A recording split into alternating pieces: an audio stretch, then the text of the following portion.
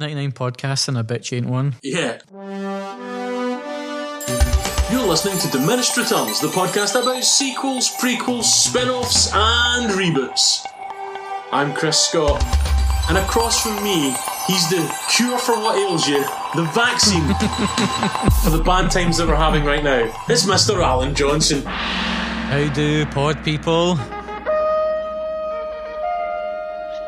Right, dear listener, this is one of our non-franchise episodes where we don't talk about a particular film or series of films, but really we talk about whatever the hell we want. But today is a day of celebration. You better believe it. A day of joy. We Ewoks jumping around because the Death Star's blown up. This is Diminished Returns' 100th episode.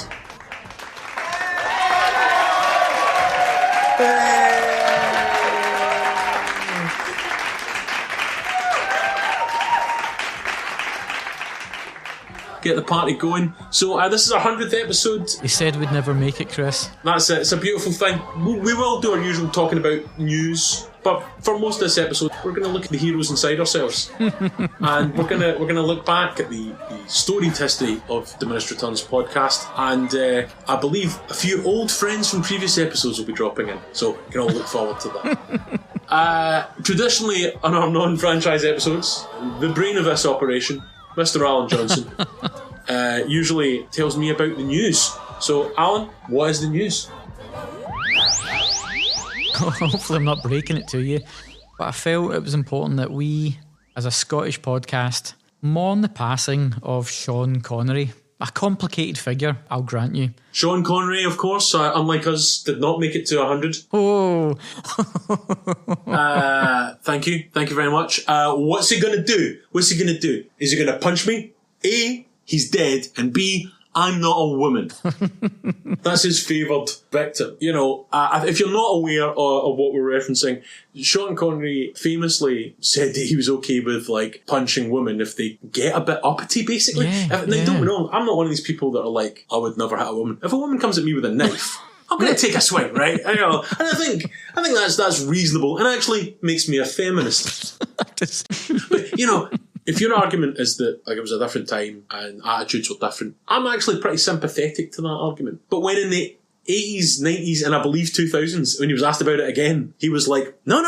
Oh, I really like hitting women. And it's like, I'd like to just double down on that. Yeah. It's like, Jesus Christ, Sean. Like, it's okay to change with the times and maybe realise, like, God, you know, that was such a weird thing to think, but, you know, I didn't realise it because of culture and blah, blah, blah. But if 30 years later or whatever, you're still like, listen, do you know what's fun? Hitting women. Then, you know, you're a fucking prick. And as much as Sean Connery had probably many other great attributes as a human being, you can't just get to go, well, fuck, he was James Bond, so it's okay that he hits women. And that he didn't seem to really regret it. Now, I did read somewhere that very near the end of his life, he maybe recanted it a little bit late, frankly. But, you know, on the other side, he did give hope that bald men could be sex symbols. And I take great solace in that. And this is why Alan likes him. Okay, it's all starting to make sense. That I hate to break it to him, he was a sex symbol when he had hair. And then when the hair went, you know, it's like when people go, oh, look at like Bob Dylan being like an old rock and roll star. He didn't get to be a rock and roll star when he was 50. You know, you can be sexy when you're bald, but only if you used to be sexy when you had hair. Them's the rules. Apart from Statham, maybe. Jason Statham's maybe the only exception to that rule because he would beat up rules. I mean, I do aspire personally to have the bald but with a ponytail from Medicine Man. I mean, that's... Did you never lose your car keys? Is that not the line? Probably. My very favourite Sean Connery is "You're the man now, dog" from Finding Forrester. That clip came out when he died, like all around the internet sort of thing, but I've never seen that film, so that was a wee surprise for me. So Sean Connery, one of the most iconic actors in movie history, I would say. Yeah, he's from a generation of actors that are sadly kind of beginning to vanish. There's not a lot of them left. Yeah. And speaking of things that are dying out, hopefully generationally, was his frankly, disgusting attitude to women. Absolutely. But then because of his sort of controversial nature, there was a kind of backlash of people going, he was shit anyway, and he was a crap actor. And I think you get this a lot when celebrities have, when things come out about them that sort of make you see them in a different light, that they then recontextualise their talents, which of course is complete nonsense. Sean Connery may have been a piece of shit for all I know. Certainly the evidence that I have that he liked to beat women. Call me an old-fashioned romantic, Alan. I find that beyond the pale. Call me some sort of woke culture warrior. I don't think that you should hit your partner. Absolutely. Unless it's part of a very agreed game where you've got a very special watchword that allows you to stop if it gets too violent. My watchword is, of course, diminished returns. Please rate and subscribe. My love of BDSM, notwithstanding. Again, I'm always never sure if I'm actually just talking about the British Society for Motoring and I'm getting those letters mixed up. That aside, Sean Connery was, I think, inarguably an absolute movie star. Yeah. There's this talk like, just did his own accent and blah, blah, blah. Listen, you theatre nerds. No one gives a fuck about your accents. No one cares. I'll tell you right now, we've maybe all seen, and if you haven't, I hope you see this. Christopher Walken is in a new film where he plays an Irishman, and he does a pitch-perfect Irish accent. I can only imagine. Yeah. Oh, Bagara. 5 years. Go on. You'll have a cup of tea. And that's fine. Sean Connery played a Russian with a Scottish accent. That's movie star. Yeah. He had a great on-screen vibe. He was the person that made James Bond the fucking hit it is. Absolutely. And you can absolutely see Connery's James Bond in Daniel Craig. I mean, nobody's ever saying, Bob Holness is James Bond. Exactly. Was iconic. So it'll be better. James Bond lore for you. So, I mean, obviously that's the big headline is that he was James Bond. I mean, he's made some great films. Alan, other than James Bond, what do you like? Time Bandits. Love Time Bandits. I know it's not like Time Bandits is immense. I know it's not like a Sean Connery starring role. But he's great in it. He's great in it and it's a great movie. Of course, Untouchables. It's the Chicago way. Can we start a feud within our podcast? It's the podcast way. We take one of his to the pod yard. He gives one of yours a 2-star review. You give one of his a 1-star review. It's the Chicago way.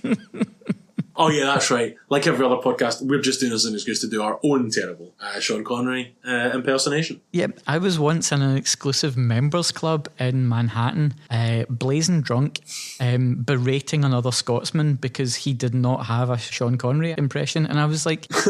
It's your national duty. It is your birthright as a Scotsman, no matter how ham-fistedly, just have a Connery. And he was adamant that he shouldn't, and I was just like, you silly son of a bitch. Everybody needs a Connery. Just like a Scotsman. To bring a non-Connery impersonation to a gunfight.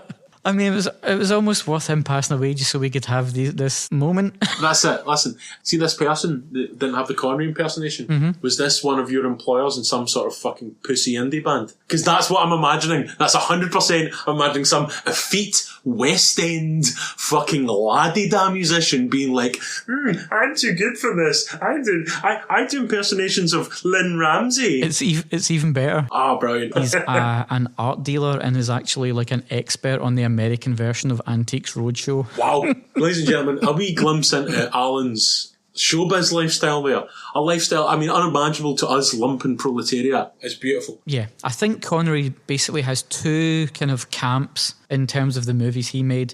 There's movies where he's brilliant and it's a brilliant movie. Sidney Lumet's The Hill. I've heard that's great. Hitchcock's Marnie. But then there's also just the movies he made that are just bags of fun. Like Outland and The Rock and Entrapment, Highlander, Zardoz. Are you saying that Zardoz falls into a second camp? Yes. Emphasis in the word camp there. A wonderfully unique camp. Aye, great. I mean, listen, we're talking about all these great films. We've not even mentioned, like, he's in, I would say, easily the second best Indiana Jones film, which is great, An iconic movie star. You can't take that away from him, even if you find other parts of his personality repellent. His tax status, his misogyny, misogyny, all difficult to deal with. Classic. He loves Scotland so much that he refused to live here. It was all about independent Scotland so that we can get control of our own finances. Finances that he will not contribute because he doesn't want to pay tax to. I had a question for you, and it's not Connery related, but it falls into this camp. I'm just going to say it right now. I don't believe in hitting women, Alan.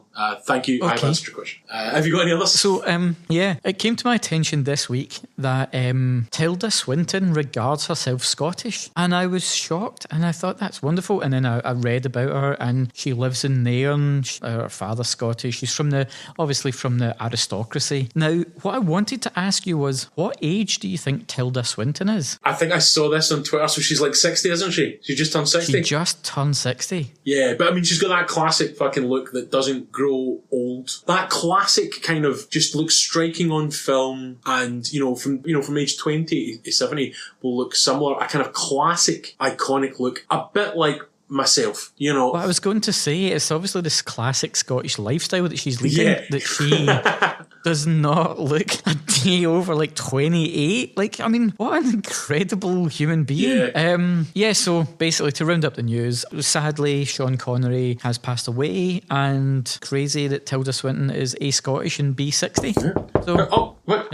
Alan, hold on. Was that a chap at the door? Two seconds, that's the door knock. Can't see anyone. Hello, Chris. Oh, down here. Oh, Alan, it's our old pal, Evil Paddington. Evil Paddington. From our episode on Paddington and Paddington 2. Hello, Alan and Chris. I just wanted to be here for your 100th episode. I do so ever enjoy listening to your podcast. Sitting in my room while eating marmalade and looking over all the trophies I've kept from all my kills. Alan, when God kills, it's part of his plan. And in this way, I too am like a god. Okay, chaps. Well, gentlemen, keep up the good work. Bye-bye. Bye, Evil Paddington. Bye, Evil Paddington. Evil Paddington. I've not seen him since episode 68. Oh, wow. That's one of my favourite episodes, Paddington and Paddington 2. And what a welcome return that was. Such a lovely wee evil guy. Just an adorable, ferocious killing machine. He's insatiable. He is literally a beast. Such a surprise. He seemed to talk to you more than me, but that's fine. I guess, people are intimidated by myself. Well, you were drinking your tea, so I was drinking my tea, I'm a really bad host. I certainly hope we don't get interrupted any other times during this show. No, I hope not. So that's the news. We've had a visit from a serial killer. Alan, what are we going to talk about? We're going to talk about our let's just say it, our legacy. Yeah, I mean, we get to look back on our show. 100 episodes, 50 of those have been franchise episodes. Has it worked out perfectly, 50-50? Because probably not. I'm guessing it works out 50-50. So I tallied it up. I've watched in excess of 100 films just specifically for our franchise episodes. Wow. So you've watched how many films? And by the way, when I say you, I've obviously watched these films as well, but I haven't tallied it up. Well, there was a couple of extra ones that I watched, like when we did Barbed Wire. I don't know if you watched Casablanca, but I watched Casablanca. I know that I watched the original Mummy when we did the Mummy episode. Right. So I've maybe got a couple on you, but I've watched 106 films. So I'm probably at about like 100. Yeah. I mean, there's not going to be a great deal of difference. 100 films we've watched for this podcast. How many of those have we actually enjoyed? That's where the that's where the percentage comes right down, isn't it? I just want, if you're listening to this, right, and you're like, having a podcast must be a right laugh. Sure, there's money, women, drugs, there's sex parties, there's meeting the great and the good in the Illuminati.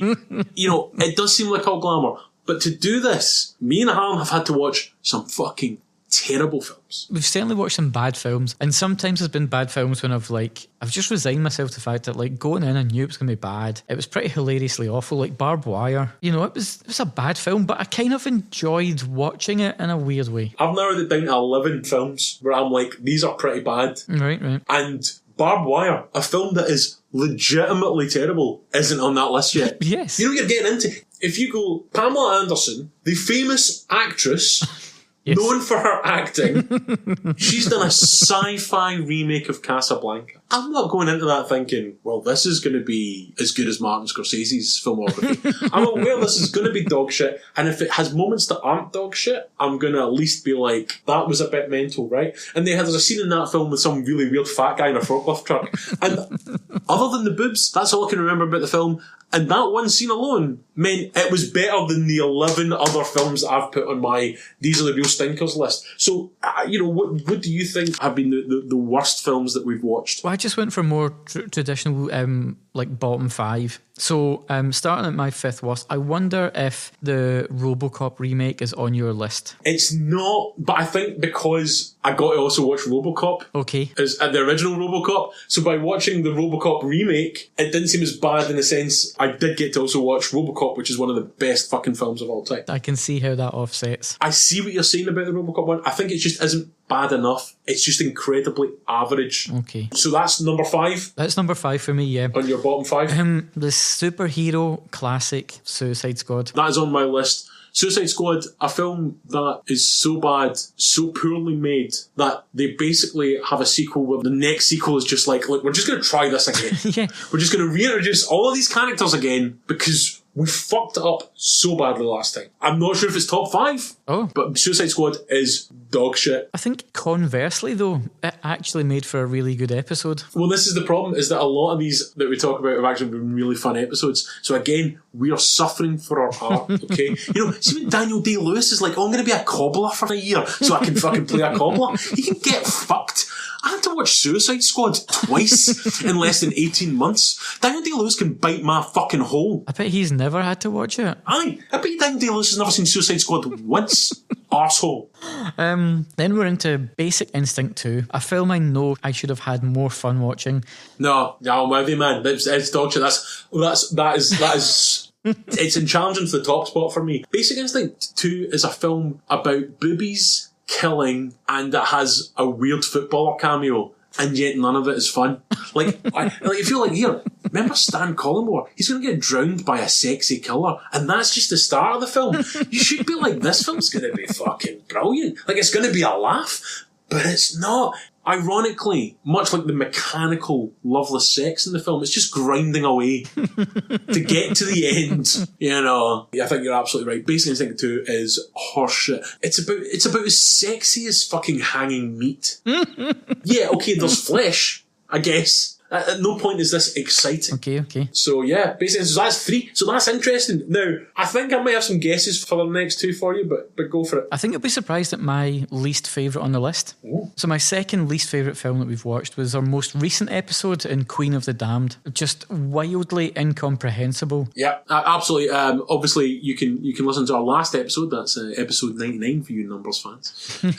It's a film that is just sort of incompetent on every single level. And at least like Suicide Squad, I can laugh about how bad it is because I've got distance on it. But I watched Queen of the Damned 3 weeks ago or whatever it was for this podcast, and even you saying the words there, just a little chill, just in my very soul. God, it's too soon. Yeah, Queen of the Damned, it's horrendous. Alright, so now, here's the thing. I would have put money on what I thought your worst film was going to be. Okay. But now, you've said, oh, it's not this, but you're going to be surprised. I don't know. So shall I tell you what I thought your worst film was going to be? Oh, please, yes. One of the 50 Shades. I can't remember which one's which. I mean, it's just a big blur. Is darker? Darkest? I don't know, right? It's darker than Freed, yeah. Right, I think 2, I think if I remember correctly, 1, 2 and 3 could have been at my bottom 5. And one of them I seem to remember being slightly worse than the others, and I think that was 2, and I thought that was going to be yours. But I'm wrong. In terms of, you are wrong, yeah. In terms of actually construction of a film, I think the second one with that helicopter crash thing. Yes, that is the one. That's 2. Yeah, there just seemed to be a massive chunk of that movie missing. And so it's really terribly put together. But no, my least favourite film of all the the films we watched, because of how shabbily it treats its returning cast member, is Miss Congeniality 2 Armed and Fabulous. Right, okay.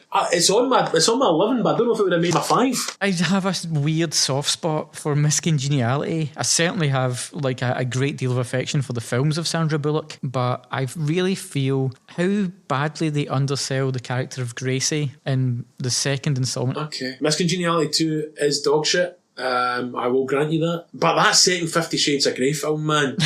I mean, 50 Shades Darker. It's a film where the plot makes no sense. It's fucking brutal. I'm not going to lie. There's all these sort of jokes like women were getting all hot and heavy watching the 50 Shades movies in the cinema. Wasn't there like an incident of violence in Glasgow's Grosvenor Cinema? Yeah, but that's Glasgow where sex and violence are intertwined. You know, much like Sean Connery's career. But, you know, if you were flicking your fucking bean to this film, you know, if you were like, this is fucking hot, I worry that you are able to function in the world because you are not of sound mind. 50 Shades Darker was fucking brutal. So I would have had in my top 5 Queen of the Damned, Basic Instinct 2, Suicide Squad. I would have put in 50 Shades. I mean, I would have put in all 3, but I only put one of them in that list. I put in Tomb Raider, which I feel I was probably being a bit harsh. I had to watch 2 of them in a row, and it was a bit much. Right, yeah. The Mummy I put in because that's not a good film. Let's be clear, not the fun Brendan Fraser one, but the Tom Cruise one, and I love Tom Cruise. X-Men Wolverine Origins. Okay, yeah, good shout. Absolutely bro. Here's the ones I thought you might have popped in. Good Day to Die Hard. Yippee-ki-yay, Mother Russia. I mean, A Good Day to Die Hard is Die Hard 5. The Die Hard sequel that makes Die Hard 4 look like Die Hard 1. That's how fucking bad Die Hard 5 is. It's fucking horrendous. The other one that I thought you might have put in, which again was fucking brutal, the Rollerball remake. I kind of felt the way you felt about RoboCop. I got to watch Rollerball again. Yeah, because Rollerball, the original, is fucking great. Yeah. But yes, Prometheus is in my 11, probably would have been in my top 5, my bottom 5, my top worst 5. I like to call it a bottom 5. I mean, I didn't enjoy that film, but it's competently made. That to me is worse. Like, Ed Wood is shit at making films, right? Ed Wood is not a good filmmaker, but his films have a cult charm because he was trying his best.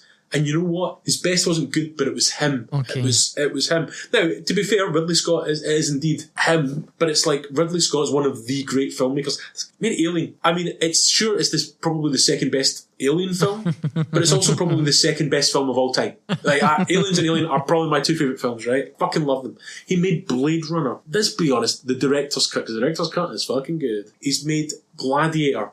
What a fucking film. And it's just like, this guy, as a visual stylist, as a man who gets atmosphere and world building, is at the top of his game. When Prometheus started, 10 minutes in, I'm like, holy shit, it's Ridley Scott doing Alien again. It looks amazing. 20 minutes in, I'm like, okay, there's a couple of tiny wee things, but so far, I'm like 98% enjoying this. And by 45 minutes in, I was like, why am I at the cinema right now? I could be doing anything else. I could be like, getting spat on by somebody with an incurable disease, or anything more pleasurable than watching fucking Prometheus. So you've got Ridley Scott, a man who is an amazing director, and you've got Damon Lindelof, an amazing writer, and they have a film, just a big baldy blue cunt that like to play the flute.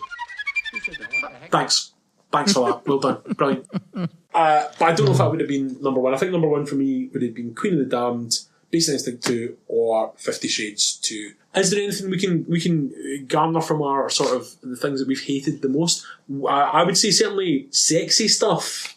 If you do that badly, it's not sexy, is it? It's not. I think that's why Basic Instinct is enjoyable versus Basic Instinct 2, is that at least Basic Instinct has a certain kind of sweaty sexuality, which is not present in the second one at all. As I mentioned, I remember going into school the day after that was first shown on TV, and every boy in that class looked, let's just say, exhausted. Yeah, okay, it seems like everyone here needs to replenish their zinc. I wonder what's been happening there. It's interesting. But yeah, and even like Queen of the Damned, although it's not like ostensibly like a sort of erotic film or whatever, the 2 leads are meant to be these like, he's a sexy rock star, she's a sexy queen, they're hardly wearing any clothes. But it's basically just, like a pantomime with that. And of course, 50 Shades Darker, which was the most erotic experience I've ever had. Yeah, doing sex stuff, you've got to be careful. Doing sex stuff badly, you've got to be careful. I mean, just in general. Just like, not even in films. Doing sex stuff, you got to be careful. You don't want to have to go to the hospital, do you, Alan? Where does the pollen go?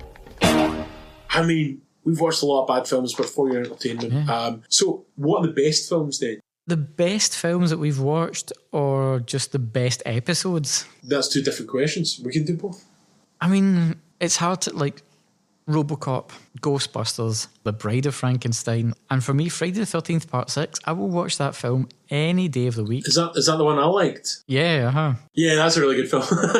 Part 6. People always ask me because they know I've done the point. They're like, "Oh, are they any good, those films?" I go, "Oh, one of them's great," and they go, "Which one?" I'm like, 4, 7, 10, no, 5. Jason Lives. Jason Lives, whatever one that is. That and maybe Footloose are the two films I didn't expect to enjoy. I really enjoyed the Footloose episode, and I was surprised. Yeah. You know, I enjoyed those films equally. My favourite episodes from memory, right? I want to be clear, you know, I think a lot of people who are involved in creative endeavours will understand this.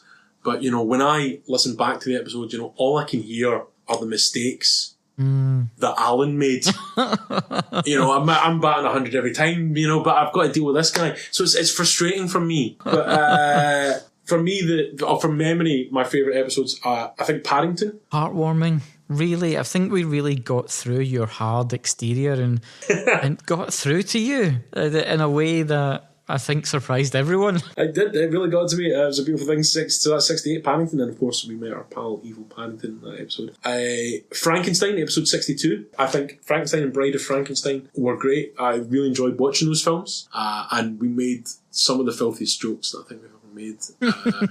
If you want to know where the diminished returns love of Frankenstein's jizz comes from, it's from that episode, episode 62. I think, you know, if we were talking about shitty films making good episodes, I think we had a lot of fun on our 50 Shades episodes. Yeah. We did them for Valentine's Day 2 years in a row, because basically we're two grown men who were making lots of funny sex jokes and going, shagging's funny. He said titmouse. Yeah. So yeah, those are probably my 3 favourite episodes. I think Grease 2 is a great episode, but it sounds horrible. Yeah. But, you know, it's been a learning process. And So, I mean, obviously, yeah, there's a whole back catalogue to listen to. But Chris, would you like to guess at the highest ranked episodes according to our download stats? What episodes have the listenership chosen? This is a popularity contest. This is what the people have demanded. This is why democracy doesn't work. Stop the count. Let's take our country back, guys. So first of all, let me ask, is it a franchise episode or a non-franchise episode? Our most listened to episodes are all franchise eps. Interesting. So I think it'll maybe be one of the Friday the 13ths. You are 100% correct, yeah. The most listened to episode is Friday the 13th, part 1, 2 and 3, by leagues. Wow. That's why there's a bunch of horror podcasts out there, because people like that shit. I mean, I guess. I know Alan would love to just talk about horror all day, which is why I refuse to. It's because I don't want him to be happy. Putting him down is one of the only things that keeps me going, frankly, in this harlequinade of an existence. That's good. I like that. I think that was a good episode. And again, you know, a lot to talk about in those films. Did I have to watch 3 of them like in a week? I'm not going to lie. Unlike Elton John, this is a sacrifice. So yeah, oh wow. Oh, hold on. There's somebody driving a really nice car outside my flat. It's quite dark. I can't see. You can even just tell by the engine rev. It's like a top sports vehicle or something. Just open the door and see. Oh, hey, guys! It's our old pal, indie rock Jerry Seinfeld. Has he got his 17-year-old girlfriend with him? What's the deal with going out with someone that's not fully an adult? Hey! Chris and Alan! It's me, indie rock Jerry Seinfeld! Oh, you know, when I started listening to this, I thought you guys were going to be like television with Marquee Moon, and then everything else after would be a disappointment. You know, a case of diminished returns. However, you guys are more like Nick Cave and the Bad Seeds. Keep making great episodes. What's the deal with me leaving Chris's flat? Bye. By Jerry. Wow, Jeff's indie rock Jerry Seinfeld. Also at points started to sound a bit like Bob Dylan, but that's not the point. That was definitely indie rock Jerry Seinfeld, and wow, it was great. Came in with his little tote bag filled with vinyl, wearing black specs. Galaxy 500 t-shirt. Yep, he's big fan, shoehorned the reference of about television and Marky Moon into this. Such an indie rock hipster. Wow. Again, we just didn't have enough time to really dig deep into going out with a 17-year-old when he was like 40. God, that's another one of our friends. I'm sure that'll definitely be the last one, and there won't be anyone else before the end of the episode. So yeah, I mean, 100 episodes. I think it's been going okay. I'm not going to lie. I've been thinking about leaving this relationship every episode. Find myself a 17-year-old podcaster like Jerry Seinfeld. It's funny, when I had my nervous breakdown and couldn't cope with editing podcasts, you were still very hungry to get to it. You were almost like Mike Love badgering Brian Wilson out of his frail mental state. It's nicely done, posturing yourself as the Brian Wilson of the podcast. That's smoothly done. In the sense that I think you've got real mental problems and are putting the beef on. Yes, you're very much like Brian Wilson. And I am like Mike Love in the sense that I am a... You've written Kokomo. Yeah, look, it's just a place where we can go. I've never been so fucking insulted. I would never say anything bad about you, Alan. I think if we were really divvying up who's who in the Beach Boys here, I think we're definitely like an Al Jardin and a Bruce Johnson. I don't think we're in the Wilson category. We're one of the dead ones. We're Dennis. We're dead and alcoholic. And maybe in like 30 years after death, somebody will go, that album he had is pretty good. It really is Pacific something blue. But hi, Jerry. Oh God, you mentioned our obscure Beach Boys album, and suddenly it's me, indie rock Jerry Seinfeld. All right, get back in your expensive car, Jesus. Wow. Again, still didn't seem like his accent got any better there. It seemed almost as if he was struggling with trying to get that all day. Anyway. As ever, guys, just like and subscribe. What is this, fucking TikTok or something? I don't even know what that is. I shouldn't even. I think even saying the word TikTok should put me on a fucking register. A man of my age. But if you enjoy the show, as always, if you've not, subscribe to make sure you never miss an episode. Rate us 5 stars wherever you get your podcast. Unless the rating system there is 10 stars, in which case rate us 10. But rate us the top star level. Rate, review, subscribe, and most of all, tell your friends. There's plenty of people out there that like cult movies and can listen to Scottish accents. Surprised to see that the last few months we had some of our biggest numbers, which means that more people are finding the show. But compared to your big fishes, we're no Mark Maron. We're no Conan has a podcast. So are we going to head out on our 100th episode, as we do with most of these non-franchise episodes, with a little bit of recommendations? I have a recommendation for our listeners. For them to get fucked. No. I mean, I think like everybody, I've been really enjoying The Queen's Gambit on Netflix. I've heard it's great, but it's about chess, right? Yeah. Yeah, I don't do nerd shit. Mostly about chess. You need to know nothing about chess, and the programme doesn't bog itself down trying to explain that to you. I've heard it's great, and it's written by Scott Frank, isn't it? Who's he did Out of Sight. Yes, Anya Taylor-Joy, who's the lead in it, was in a movie called Thoroughbreds from 2017, which made it onto my end of the year list one year. Thoroughbreds is a brilliant dark comedy, really great. It's Anya Taylor-Joy, Olivia Cooke, and Anton Yelchin in his last film role, actually. If you can, track it down. And what about yourself, Chris? So, watched Exorcist 3 on recommendation of our friend Chris Thorburn, which I really enjoyed. Really good film. Yep. Surprisingly good culty weirdness. But I also watched a film that is an absolute masterpiece and is kind of not the sort of thing I would normally recommend. You know me. I love Statham. Mm-hmm. I love Mission: Impossible movies.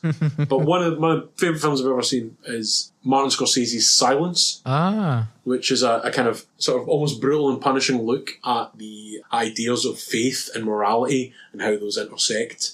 Now, I know that's not a great selling point, but I need to be honest. I rewatched The Wolf of Wall Street recently, which he made before he made Silence. In his 70s, he made the most coked out rock and roll fucking film of all time, Wolf of Wall Street. And then he's made this sort of meditative film about religious persecution and what it means to be a good person. I loved it. He is the greatest filmmaker of all time. It's not an easy sell. Don't worry. Next episode, I will definitely recommend stuff with boobs. Because that was my one problem with this film about priests in like 17th century Japan. No titties. Not one of them was an assassin on one last job. Marty, I don't want to tell you how to do your job, but you fucked it. So, that's been 100th episode, guys. And I think, what's that? Oh my god, this lightning has appeared. And it seems like there's like a portal or something opening in another world. Who could this be? Hello, lads. It's me, the ghost of David Bowie. Oh, crikey, David, it's been a while. I know, Alan. Just want to say congratulations on the 100 episodes. I'm contacting you from beyond the veil that separates the mortal from the ethereal. Time, of course, moves differently here in the afterlife. And I don't get to see much of the old world. But Diminished Returns, the movie podcast about sequels, prequels, spin-offs, and reboots, is the one thing that keeps me tethered to the plane of the living. And, of course, the linear concept of time. Anyway, before I go, a little known fact is that while I, David Bowie, was on Earth, I was responsible for holding the power of evil in check, ensuring balance and harmony throughout existence. So when I died, I did two things. One, I finished my last album, The Excellent Black Star. And two, I gifted my magical powers to the only other pop star who could match me across genres and sexuality. So I'm assuming everything has been fine since 2016. Oh, wait. Prince, what are you doing here? No, you were meant to be... Oh, God. Oh, lads, I fucked it all up. Anyway, enjoy the next 100 episodes. I'm the ghost of David Bowie. Bye-bye. Bye, David. Bye, David. Oh, wow. Bye, the ghost of David Bowie. That seems quite a lot in that. Too much, some would say. A lot to unpack. Guess we all know who to blame for everything the last couple of years. We'll see you next episode. We haven't decided what we're going to watch yet, so we'll put it on our Facebook and Twitter, so join us there, at Diminished Pod. Bye. Bye. We hit the Hundo.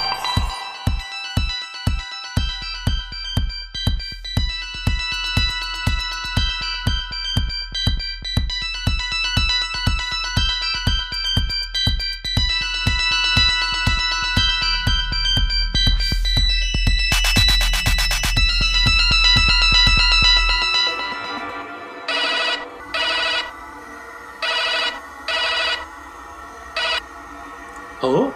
It's Chris. Hi, I'm Gerard Butler. Alan, you never believe it. I'm on the phone to now Scotland's greatest living actor, Gerard Butler. Gerard, I didn't realise you listened to the podcast. Yeah. What do you think about it? You know, maybe there's new directions, new avenues, but I love this one especially. We never knew we were going to make it past the first, and I think they're getting better. I mean, this is pretty kick-ass. Oh, cool, thanks. Are we going to do episodes on your phone, Seas? I fucking hope not. Bye.